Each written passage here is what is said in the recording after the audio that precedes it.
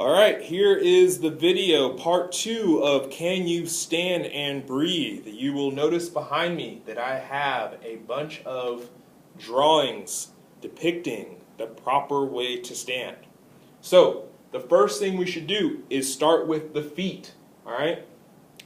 The feet should form a tripod under the big toe, under the little toe, and in the rear heel. Okay?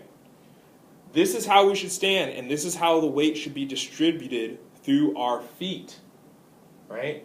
We want to be pressing into the ground through the ball of the foot when we're standing. We don't want to be resting back on the heels. We don't want to be up on our toes. We want to be balanced, pressing through the balls of the feet. The feet should be 6 to 8 inches apart and under the hips. Right? If we're standing with our feet wide, then our muscles are not working in the way that they were intended to. They have to work harder. Now, it may seem easy to do that, and we're going to get into why it may seem easy to do that. It's actually called what's called a compensation pattern. And if you've done this for long periods of time, standing with your legs wide or leaning to the side, it can seem easier to stand like that and to move like that. But that is not the most efficient way to do so, and doing so can actually increase inflammation within the body, increase inflammation on those joints that are supporting the body. So, feet 6 to 8 inches apart, forming a tripod, pushing through the balls of the feet. Next up, we need to support our ankles. All right? In this first picture here, you can see the ankle is supported, right? It's almost like a pillar, right? If you have your ankles, like this picture, off to the side, right, caving inwards, that is going to cause a whole bunch of problems, right? It will not just stop at the ankles and the feet. It will move all the way up the chain to the knees. Often people who stand like this will have inner knee pain, right?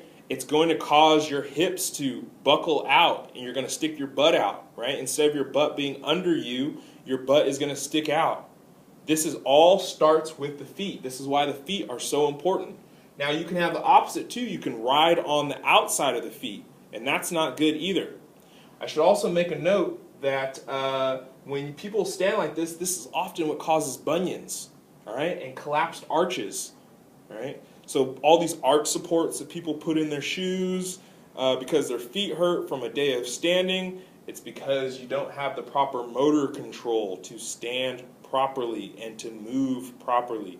If you regain that motor control, which you can do, you will be able to stand all day without much pain or discomfort, right? All right, the next thing, and this is kind of a bit of a complex drawing here, so please follow along as best you can, is posterior rotation of the hips. You can think about this as tucking your tailbone under you, right? Like I said earlier, you don't want your butt sticking out. That puts more stress on your spine and increases the natural curvature of your spine. So here you can see this triangle represents the hips, this column here is the spine, and this is the femur bone going into the socket. Okay? When you are standing properly, the spine, the lumbar spine, the lower spine, actually extends, right? It's not a super curvy line. It still has some curve to it, but it's not a super curvy line. The erectors are elongated. The muscles that run along the spine are elongated. The psoas, the muscle that connects from the front of your spine to the front of your thigh on the inside of your groin, or I'm sorry, the front of your femur inside your groin, is elongated. This often gets shortened because we sit too often. And then when we want to stand up, it's like, oh, my legs are stiff, my legs are sore. All right? Standing properly can fix that. The glutes are going to contract. The hamstrings are going to contract and bring the pelvis under our body. And the abdominals are going to contract up to help support the hips in the proper position. So, as you can see, the hips rotate down and back and up in the front. This is an example of an exaggerated sticking your butt out. See how the tailbone sticks out here? That means that if the tailbone sticks out, your spine has to curve more to keep you upright in the proper position. Does that look like back problems to you? Yes, that is back problems. That is hip problems, right? That's just asking, 20 or 30 years standing like this is just asking for a hip replacement. It's just asking for a slipped disc, okay? That is all inflammation on the body. That is all stress, which lowers our allostasis, which lowers our capacity, all right? Our allostatic capacity lowers our resilience. So then you have the exact opposite of this one, which is the slumped position that you sometimes see people in, often teenagers, right? Or people who work at a desk all day. They're slumped over and they take on this posture. Again, not what we want. We need to find a balance where we're extending and elongating the spine. All right, last two things here. Depress and protract the shoulder blades. That is a fancy way of saying pull the shoulder blades down and pull them forward. We do not want to be up and pulled back. We want to be down and pulled out. Imagine wrapping your shoulder blades around your spine, okay? Or around your rib cage, I'm sorry. And the last thing is to slightly tuck the chin and elongate the neck, all right? Put the top of your head on the ceiling.